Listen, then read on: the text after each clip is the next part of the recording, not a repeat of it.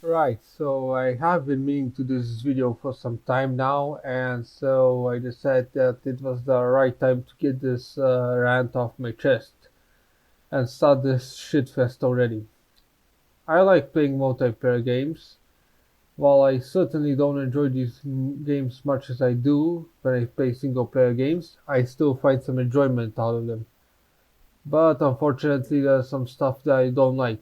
Now, don't get me wrong, like some neckbeard going in the comment section and saying that I hate playing multiplayer games and telling me that I have a skill issue and I need to like get good, which is said by some fat man who probably smells like onions and hasn't even touched gas, or probably has forgot how gas looks like since like what, 2009?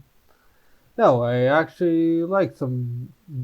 multiplayer games, and while I'm not the most skilled player, I do a pretty good job at being a bit skillful in games like Counter-Strike, Call of Duty, Team Fortress, Unreal Tournament, and many more. And since I like a bit of challenge, especially in single-player games, the same rule applies in multiplayer games, since these games do test my skills and patience sometimes. But because of the gripes that I have today, it's kind of ruining my enjoyment. I kind of touched my rather skillful experience to a more frustrating and test of patience. So I decided to talk about the negative experiences and the things that I don't like today while playing these games, of course. My main problem with these games that suffer with is, well, the toxic players. Yeah, I hate playing with these assholes that just complain about everything that you do. Complain about the game, complain about people who suck at the game, or keep bragging how good they are when they have the actual worst strength possible in this game. This is a common occurrence in every multiplayer game, and no one is safe from this issue. Where you're just playing the game like a normal person, and someone just comes up and starts raging how you aren't playing the game as they want it. Now keep in mind I said as they wanted because you are not allowed to have fun with these types of people. Even if you go on your own or go with them, they're just gonna find problem everywhere in what you do. I mean, these assholes only want to care about is ruining the experience for people who just wanna have fun or just casually play the game, or because they like have to be the sweatiest people on the entire server or a match, and they just have to ruin the experience for everyone because they're not having a good time about it. And if you suck at the game, they're just gonna go brag on how good they are, and they'll throw a tantrum and complain how you're just a cheater or a hacker if you are good at the game. Or even worse, they're just gonna call every racial offensive slur they can possibly find in the racist book. I'm gonna be fair here and just gonna say this because some of these trash players can lead to some funny moments in a game or a session, like mic spamming and just overall joining with a joke. But it's rarely that case. That case is always too rare to find. But this group isn't that bad because the next group that I'm gonna talk about, which I don't like even more than these assholes. And there's not a single group that I hate more than cheaters and hackers. Now, cheaters and hackers are probably the worst type of group that you'll ever come across in any video game. There's not a single group of people that I hate more and than it's this one. These people have absolutely nothing better to do than just to go ahead and ruin the experience all for nothing to gain. It's like nobody likes them in real life and they probably haven't left the attic of their houses, and they go online and get enough ranks and items with achievements, along with some sort of hacks and tools that to make everyone playing the game look bad in comparison. Worst case scenario with these cuckolds is when they develop bot tools and modded menus to get into official servers and lobbies, and have a bot infested shithole that can kick people or ban people off the server for no good reason, while also removing their ranks, their items, or achievements. Worst case scenario is to have these hacks steal their names, profile pictures, information, and personal data so far.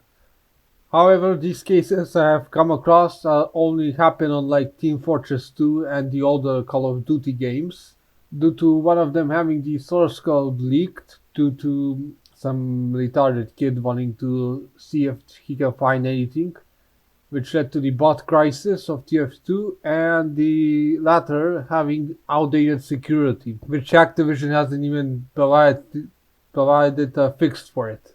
Thankfully, there exist community-made server patches and clients which prevent cucks like these ever playing or joining for that matter, which boggles my mind how can some AAA companies have the worst anti-cheat solutions by far.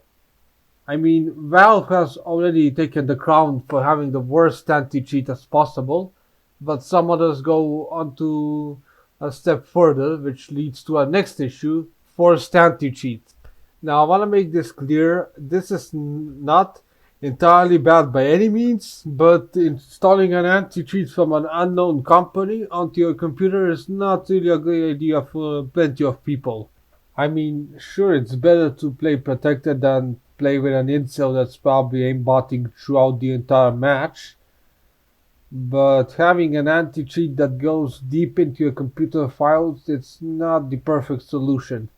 Worst cases are BattlEye and Riot's anti-cheat, where they go deep into your operating system, which is not good because your computer might go unstable or have a lot of weird issues that a lot of people have seemed to mention online with these anti-cheats. Speaking of that, there's some privacy concerns with these anti-cheats, which are notorious for collecting user data and selling it to third parties. And if you want to play the game that has these anti-cheats, well, you have to only play it on Windows because for whatever reason these anti-cheats do not support Linux or macOS for that matter.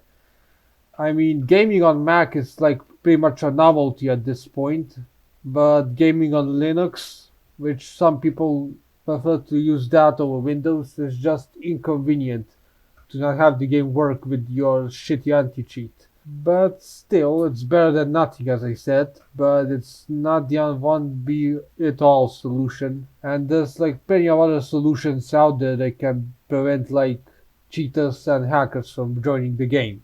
Another thing I don't like is the heavy monetization these games have gotten in recent years. If you expect me to pay for skins and cosmetics, then okay, I can understand that, but locking ranks and powerful weapons than mine is where I draw the line. But in a market where the game is free to play, it's kinda debatable when doing shit like this is acceptable in multiplayer games.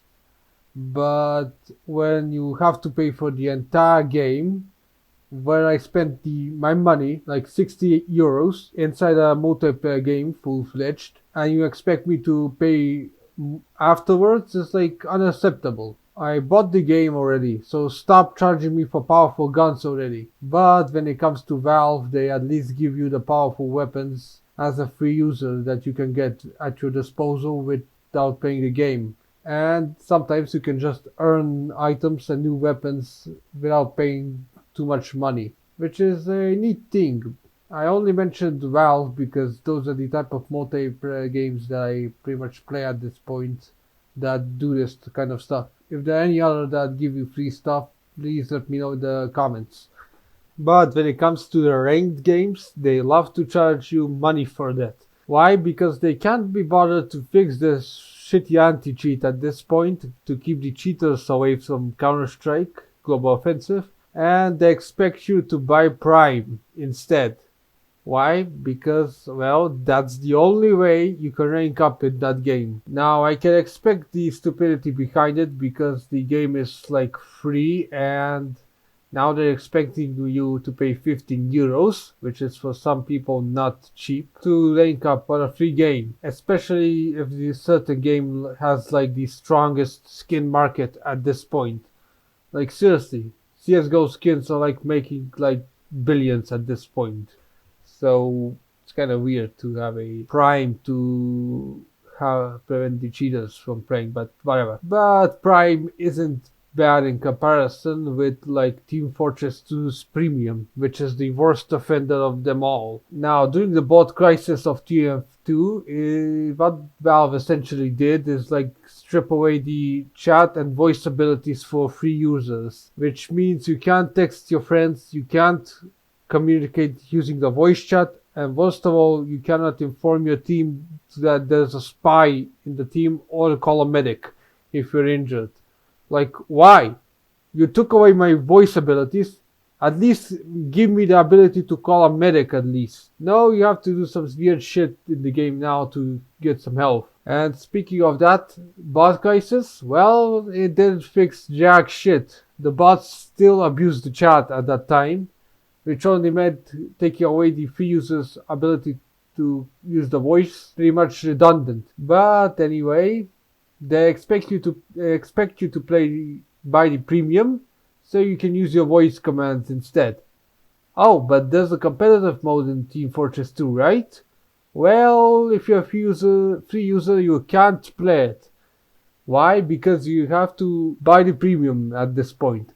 Even if the game requires you to be a level 10 and win 10 matches, you cannot play the competitive mode of Team Fortress 2 unless you buy the premium, which is even redundant because they want you now to leave your phone number as well, which makes the competitive mode biting the dust even harder. Not only because you have to pay for premium, because having your phone number linked to the game, which has a massive bot crisis, it's like a privacy concern, and many people do not want to have their phone number linked inside a video game. I know some studios do the monetization thing a lot worse, and it's a bit all over the place, but at least Valve is kinda aware of the situation. But buying Prime and TF2 Premium at this point isn't like mandatory to play the game, so yeah, whatever. I know I went a bit all over the place right now, but it's kinda dumb with this monetization thing. So those are the only things that kinda grind my gears about multiplayer games. As I said, I do not hate these types of games. I enjoy playing these games with friends, especially if I have plenty of free time. But as time moves on and on, more things will end up on this list of things that I hate. But I'm not teasing with you with part 2 right now because, well, I haven't come across those things yet. But for now, this list will do fine. So either way, if you enjoyed this video, make sure to share it with your friends and also consider following me on Instagram and Twitter. Both links will be in the description down below. And while you're at it, subscribe to my channel. I have a lot more content coming your way, so do not miss out on what I have in store for right now. So yeah, thanks for watching.